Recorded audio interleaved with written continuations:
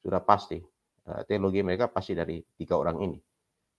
Lalu Konsili Trente, penghormatan religi mendapat pengakuan sebagai salah satu tradisi gereja.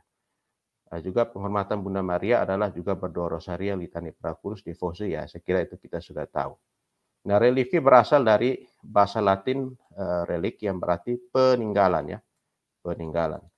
Yang dimaksud dengan religi orang kudus itu adalah tubuh atau bagian-bagian tertentu dari tubuh orang kudus. Religi juga mencakup barang-barang pribadi yang dimiliki oleh orang kudus seperti pakaian atau naskah. Kita ingat Santo Antonius Padua itu walaupun ketika dia sudah meninggal, dia pernah menampakkan diri, waktu itu baru setahun dia meninggal, menampakkan diri kepada seorang wanita yang dikuasai oleh iblis. Wanita itu kan mau bunuh diri. Wanita itu mungkin sudah dikuasai, dia pergi ke satu biara Fransiskan, lalu dia berdoa, lalu Antonius Padua menampakkan diri, memberikan dia salah satu teks.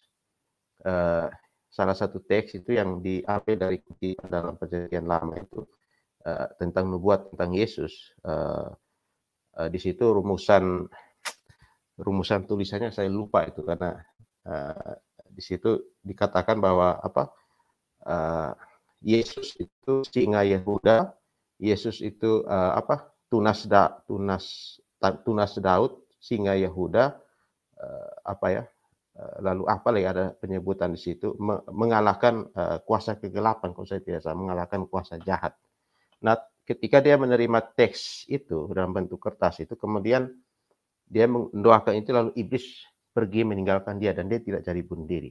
Lalu naskah itu kemudian disimpan oleh raja di Portugal waktu itu, disimpan sebagai religi, dan di depan Basilika Santo Petrus itu kemudian mereka membuat inskripsi dari cerita mujizat Santo Antonius Padua itu. Jadi itu kira-kira. Lalu penghormatan religi menunjukkan bahwa orang-orang kudus merupakan anggota unggul tubuh mistik Kristus dan kenisah Roh Kudus yang berkaitan dengan kekudusan mereka yang tinggal di surga tapi pernah hidup di dunia. Nah, ini seperti yang saya kutip tadi dalam buku tadi.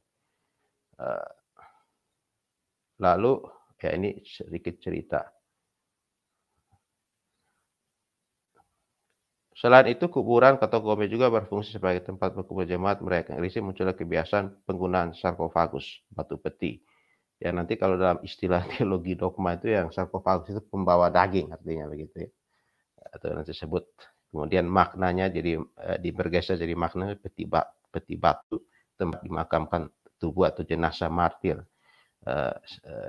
sebagai altar kurban Kristus. Jadi mengapa nanti kita mengerti kenapa di setiap altar utama gereja yang didedikasio ya, kalau bahasa terjemahan kita kan ditabiskan ya, tetapi kalau dalam istilah bahasa hukum itu kan konsekrasio dan dedikasio, hanya dua kata itu diterjemahkan pentabisan. Biasa makanya orang sebut pentabisan altar atau pentabisan gereja itu sebenarnya pentabisan altar, tetapi kalau bahasa Latinnya itu dedikasio. Jadi dedikasio berkaitan langsung dengan benda, konsekrasi dengan manusia. Semacam sebuah pengurapan begitu ya, pengurapan pada manusia dan pengurapan pada benda kudus termasuk piala, alat-alat liturgi dan terutama altar sebagai tempat kurban ekaristi itu. Karena Kristus sendiri juga adalah altar itu sendiri, maka disucikan, diberkati oleh uskup dengan minyak krisma, lalu kemudian ditaruh religi martir. Nah, mengapa religi martir ditaruh di meja altar? Karena apa? Tubuh mereka yang sudah disucikan oleh Tuhan itu berkat ekaristi yang mereka persembahkan. Misalnya kalau imam persembahkan termasuk juga martir-martir yang disucikan lewat persembahan ekaristi di atas altar. Maka tubuh mereka yang sudah disucikan karena Kristus menjadi manusia, menjadi daging. Maka dia tidak hanya menyelamatkan jiwa roh, tetapi juga tubuh. Tubuh kita yang fana itu juga disucikan lewat kurban ekaristi yang kita santap itu. Sehingga kesucian tubuh mereka itu berkaitan erat dengan buah dari kurban ekaristi di atas altar. Sebenarnya teologinya seperti itu. Lalu ada perkembangannya, saya kira ini tidak perlu. Bahkan Santo Agustinus yang disaksikan oleh Santo Agustinus, relikwi terus berkembang dengan sejak menjaga. Jadi walaupun ini kebiasaan gereja sejak awal, tetapi dipertahankan karena apa? Dalam sejarahnya banyak mujizat yang terjadi. Kalau tidak ada mujizat, ngapain orang percaya penghormatan terhadap religi orang kudus? Sama juga kita percaya kepada Kristus. Kalau tidak ada mujizat, tidak ada kesaksian iman, gereja ini sudah bubar sejak awal. Kalau gereja ini omong kosong, seperti itu. Nah, nanti dalam hukum gereja, kitab hukum kanonik nomor 1190 dikatakan sama sekali tidak dibenarkan menjual religi suci.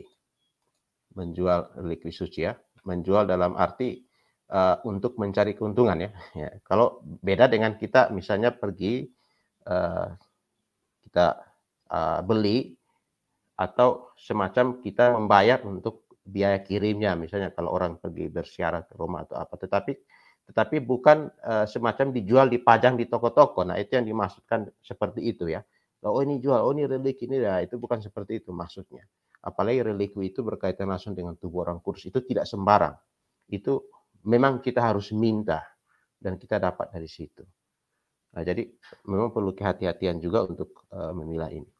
Nah, religi yang bernilai tinggi dan religi lain yang sangat dihormati umat tidak bisa dengan sah dialih-milihkan dengan cara apapun atau dipindahkan untuk selamanya tanpa izin tahta. Nah, jadi semua religi yang bisa kita peroleh itu harus izin dari tahta apostolik. Jadi uskup pun tidak bisa serta-merta seperti pergi lalu ambil saja begitu bawa ke gerejanya, di katedralnya atau apa. Jadi harus ada izin dan itu mungkin ada proses, saya tidak tahu persis. Mungkin ada yang lebih tahu. Juga berlaku untuk gambar atau patung suci dalam suatu gereja sangat dihormati umat. Kalau Bapak Ibu yang pernah ke Larantuka ada prosesi Semana Santa itu kan ada ceritanya ya tentang patung itu ya. Katanya patung itu pernah didapat di apa ya, terbuang di laut waktu apa, kapal-kapal itu mungkin kapal-kapal Portugis itu kan hancur, lalu patung itu terhanyut di laut, lalu waktu itu ada kisah kejadian mujizat dari patung yang terbuang itu, lalu kemudian orang Larantuka zaman itu mereka mengambil patung itu lalu mereka tempatkan di gereja. Nah, itu devosi Semana Santa itu adalah latar belakang cerita dari mujizat patung itu ya, prosesi Semana Santa itu. Saya tidak tahu persis, teman-teman yang dari Larantuka pasti lebih tahu ya sejarahnya itu. Nah, juga nanti dalam Konsili Trente sesi ke-25 permohonan penghormatan religi para kudus dan gambar suci. Jadi dalam Konsili Trente dikatakan tubuh sakral para mati yang kudus maupun para kudus yang hidup dalam Kristus yang adalah anggota tubuh Kristus yang hidup dan baik Roh Kudus yang dimaksudkan untuk dibangkitkan serta dimuliakan olehnya dalam hidup kekal hendaknya juga dihormati oleh umat beriman. Lalu hukum kanonik hendaknya tradisi kuno untuk meletakkan religi para martir atau orang kudus lainnya di bawah altar tetap dipertahankan norma-norma yang diberikan dalam buku-buku liturgi. Nah, terakhir yang saya nonton itu di media Vatikan itu jenazah Paus Yohanes Paulus kedua itu kan ditempatkan di salah satu di bawah altar gereja, Kapel Sistina atau kapel apa ya saya lupa itu. Yang kapelnya itu masih berpola masih berpola altar sebelum Vatikan kedua ya, altar yang masih menghadap ke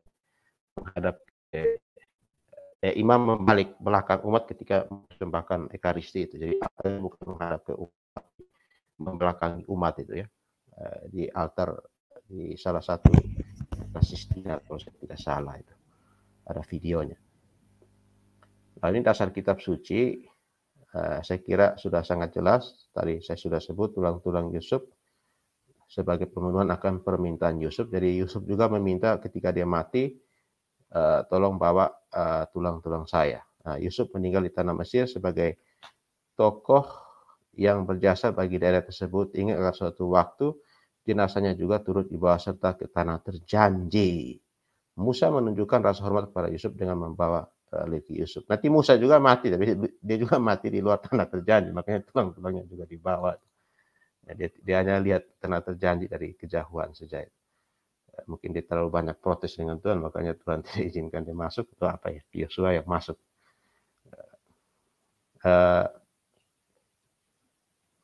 Lalu misalnya cerita Elia sebelum naik ke surga, dia membawa jubah Elia dan memukulkannya di sungai Yordan sehingga air terbelah, sehingga Elisa dapat menyeberangi sungai Yordan. Lalu peristiwa lainnya yang masih dalam kitab yang sama diceritakan bagaimana mayat yang dihempaskan ke dalam kubur Elisa dapat hidup kembali ketika terkena tulang-tulang Elisa. Itu di 2 Raja-Raja 13, 20-21. 2 Raja-Raja 13, 2 Raja-Raja 13, ntar saya lihat, saya bacakan dari sini. 2, di mana ya? 2 Raja-Raja 13, 20, 21, 13, 20, 21. Sesudah itu matilah Elisa, lalu ia dikuburkan. Adapun gerombolan Moab sering memasuki negeri itu pada pergantian tahun. Pada suatu kali orang sedang menguburkan mayat. Ketika mereka melihat gerombolan datang, dicampakkan merekalah mayat itu ke dalam kubur Elisa lalu pergi. Dan demi mayat itu kena kepada tulang-tulang Elisa, maka hiduplah ia kembali dan bangun berdiri. Nah, jadi bayangkan tubuh orang-orang suci itu juga bisa terjadi kuasa Tuhan di situ ya. Hanya menyentuh tulang-tulang Elisa itu. Kalau perjanjian baru itu misalnya kain yang pernah dipakai, sapu tangan yang dipakai oleh Paulus itu menyembuhkan penyakit di Kisah Rasul 19, 11-12. Lalu juga di Kisah Para Rasul juga menceritakan bagaimana orang membawa orang sakit untuk disembuhkan Rasul Petrus. Mereka dapat sembuh hanya dengan terkena bayangan dari Rasul tersebut. Kalau dalam peristiwa hidup Yesus itu kan Yesus menyembuhkan penyakit wanita pendarahan itu hanya wanita yang menyentuh yang sakit pendarahan kan hanya sentuh jubah Yesus saja. Ya sudahlah, kita tidak usah omong Yesus, pasti semua orang percaya kok. Kalau mau ditanya, termasuk saudara-saudara kita yang Kristen dan Katolik ya. Jadi Tuhan itu selalu menggunakan banyak sarana. Kalau kita mau bilang Tuhan menggunakan sarana, terlalu banyak dalam perjanjian lama, baru. Termasuk Musa membela air laut memakai sarana juga. Jadi itulah cara Tuhan. Dia sesuatu yang disentuh oleh Tuhan itu pasti ada kuasa di situ.